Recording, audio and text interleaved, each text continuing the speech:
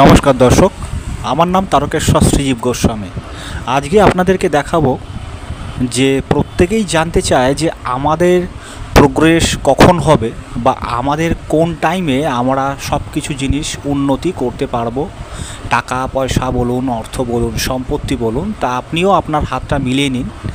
তো আসুন, সর্বপ্রথম আপনাকে দেখতে হবে হাতের মস্তিষ্ক রেখা। এই যে রেখাটি দেখতে পাচ্ছেন, এই রেখাটির নাম কিন্তু মস্তিষ্ক রেখা।